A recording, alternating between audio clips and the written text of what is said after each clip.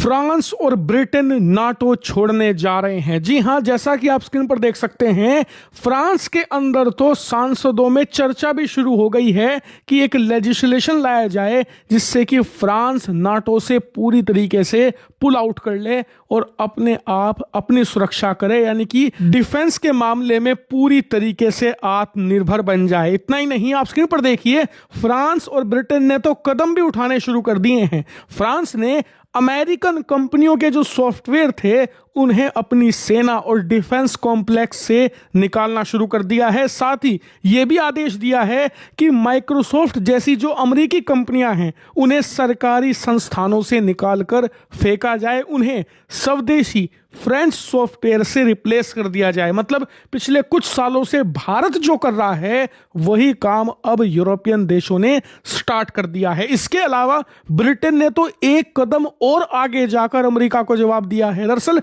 अमेरिकी कंपनी है पैलेंटीर जो कि डिफेंस सॉफ्टवेयर प्रोवाइड कराती है। तो अब से कुछ ही दिन पहले उन्हें कुछ कॉन्ट्रैक्ट दिए गए थे, लेकिन अब यूके के अंदर जो पार्लियामेंट है उसकी कमेटी ने जांच शुरू कर दी है पैलेंटीर के इन कॉन्ट्रैक्ट्स की। इसके अलावा जो भी अमेरिका से हथियार खरीदते हैं उन सब के खिलाफ जांच शुरू हो गई है, वो भी ब्रिटेन की पार्लियामेंट्री कमेटी में, जिसमें विपक्ष, सत्ता, सारी पार्टियों के सांसद आते हैं। और रिपोर्ट्स के अनुसार आने वाले समय में ब्रिटेन इन्हें कैंसिल भी करेगा। और ये तो कुछ भी नहीं, इसके बाद जो सबसे बड़ी चर्चा है जो कि पूरे यूरोप में हर देश में हो रही है वो ये एक यूरोपियन सेना बनाने की, मतलब नाटो को पूरी तरीके से खत्म कर दिया जाए और यूरोप के 30 देश मिलकर एक साथ आएं और अपनी खुद की फौज बनाएं। और इसको लेकर तर्क ये दिया जा रहा है कि हमें अमेरिका की जरूरत ही क्या है भाई, परमाणु बम हमारे पास है।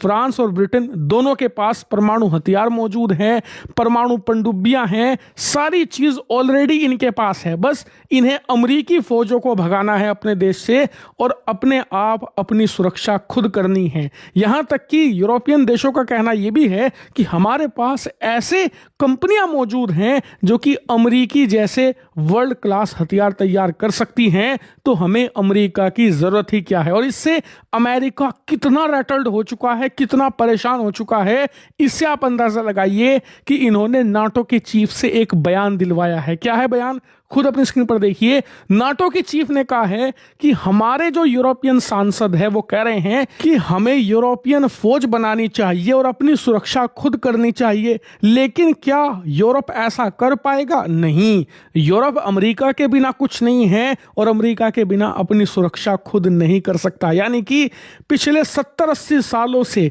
जो डर दिखाकर अमेरिका यूरोप पर अपना एकाधिकार जमाता आया है वो डर अब खत्म हो रहा है और उसी डर को दोबारा नाटो के जरिए पैदा किया जा रहा है कि तुम नाटो से बाहर निकलने की गलती मत करना और ये तो बिल्कुल मत सोचना कि तुम यूरोपियन फौज बना लोगे, बिना अमेरिका के तुम कुछ नहीं हो। इस तरीके का एक डर का माहौल क्रिएट फिर से किया जा रहा है, लेकिन इसका जवाब फ्रांस से आ चुका है। आप स्क्रीन पर देखिए, फ्रांस ने नाटो के चीफ मार्क रूटे को कड़ा जवाब दिया है और कहा है कि नाटो पिछले कुछ दशकों से मौजूद है और यूरोप की संस्कृति पिछले कुछ हजार सालों से, हम पहले भी अपनी सुरक्षा खुद करते आए हैं, आगे भी करेंगे। और अगर नाटो और अमेरिका को लग रहा है कि हम नाटो से बाहर नहीं आ सकते, तो नाटो और अमेरिका को 1966 का साल याद करना चाहिए जब हम नाटो से बाहर आ गए थे और फिर 2009 में शामिल हुए थे। यानी कि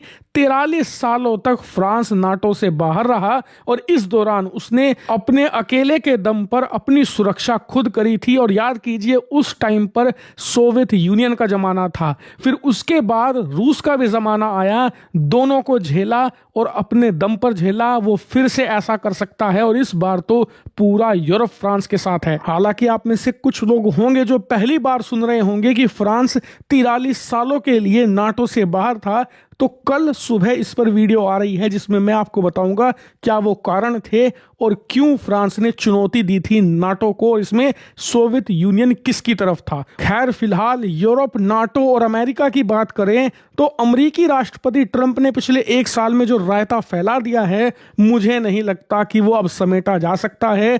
यूरोप से अमेरिका की विदाई निश्चित है।